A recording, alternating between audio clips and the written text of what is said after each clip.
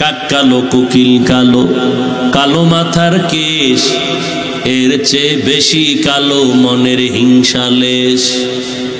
নিম তিতা নিন্দা তিতা আরো তিতা খর, এর চেয়ে বেশি তিতা 203-এর ঘর। একটা কাক যখন বাচ্চা দেয়, হায়াতুল হায়ওয়ানে আছে, 3 দিন পর্যন্ত কাক বাচ্চার কিনারায় যায় না। কারণ বাচ্চা যখন দুনিয়াতে আসে, কাকের বাচ্চাটার শরীর থাকে সাদা, কোনো পশম নাই। 3 দিন পর্যন্ত মা কাছে যায় না ভয়।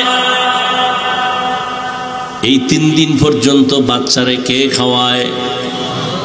কেমনে খাওয়ায় জানেননি?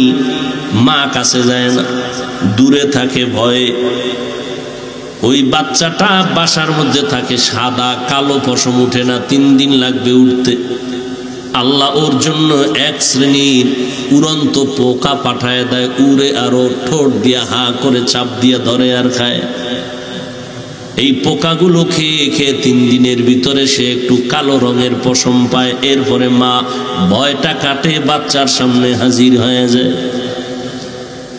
আল্লাহ বলেন, আমি রিজিকের মালিক, এজন্য কোন প্রাণী না খাইয়া মরে না। গর্তের পিপিলিকার খানাও আমি দেই, পশু পাখির খানাও আমি দেই।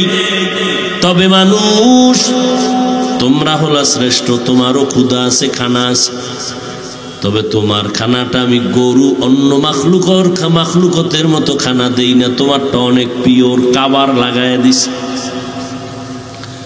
জমিনের মধ্যে তোমার খানার মতো পিওর খানা নাই, হালাল নাই এবং পরিশুদ্ধ খানা নাই, পবিত্র নাই। তোমারে যে খানাগুলো দিলাম কাবার করে দিলাম, যেন নষ্ট না হয়। তুমি খানা খাইবা, ভাতের চালটা কাবার দিয়া দিলাম। রুটি খাইবা, রুটি বানানোর গমটাও কাবার দিয়া দিলাম। সব খানাগুলো কাবার সিস্টেম করে রাখলাম।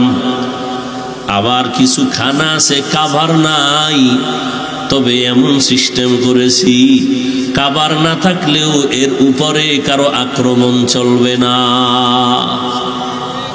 কোন আক্রমণ চলবে না। তুমি জানো পিওর ভাবে এটাকে খাইতে পারো, এই জন্য আক্রমণ করার কোনো কায়দা নেই। এই বান্দা, তুমি শাক খাইবা, তুমি কচু শাক খাইবা, দেখছো নি ওটার মধ্যে এমন প্লেন সিস্টেম করেছি, লেমিনেশনের একটা পর্দা লাগায় দিছি।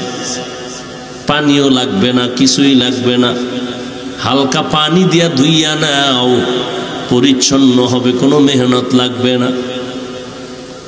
আল্লাহ বলেন, এরে গোলাম, আমি আল্লাহর খানা দেওয়ার অভাবে কোনো পিপিলিকা মরে নাই, জঙ্গলের কোনো প্রাণী মরে নাই, নদীর কোনো প্রাণী মরে নাই। মানুষ তুই এত দামি হইয়া এরপরেও কেন খানায় কষ্ট পাও? এটা আল্লাহর কারণে না, বান্দা তোর চরম অপরাধ আর অন্যায় গুনার কারণেই।